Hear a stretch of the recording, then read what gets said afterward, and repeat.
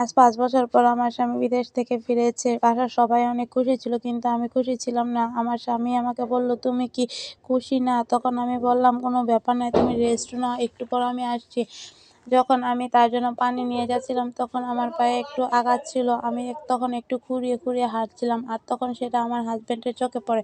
আর তখন আমার স্বামী আমাকে সাথে, সাথে ডেকে বলে, "কি ব্যাপার? কি হয়েছে পায়ে?" তখন আমি বললাম, "তেমন কিছুই না, ওই পায়ে একটু ব্যথা পেয়েছিলাম।" তখন আমার স্বামী বলে, "আচ্ছা, আমি অনেক ক্লান্ত, আমি একটু ঘুমিয়ে নিই। ঘুম থেকে উঠে আমরা দুজনে ঘুরতে বের হব।"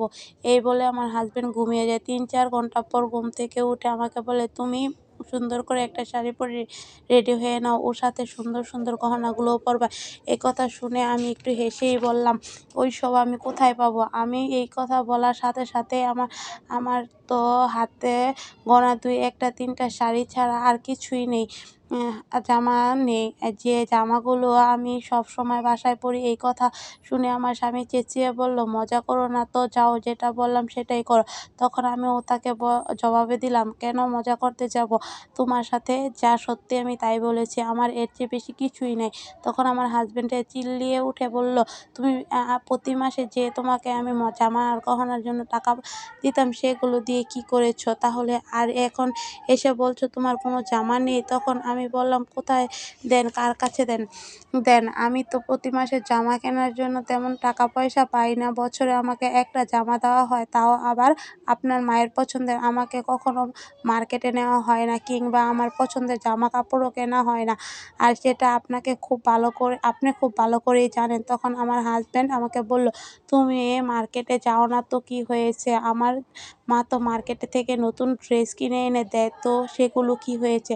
তখন আমি তাকে বললাম, "আপনার মাকে ডেকে জিজ্ঞাসা করেন যে সে কখন আমাকে কেনাকাটা করে দেয়।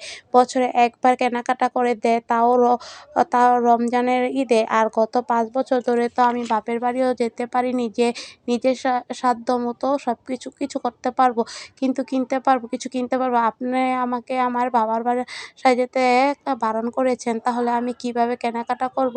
আপনার মা-বোন আমার যেটা কিনে দেয় আমি সেটাই পড়ি, সেইটাই ব্যবহার করি। এই দেখেন, এই কয়টা জামা আর শাড়ি কাপড় ছাড়া আমার তো কিছুই নেই। বরকা ছাড়া আমার বাহিরে পড়ে যাওয়ার মতো আর কিছুই নেই, তাও সেটা পুরনো।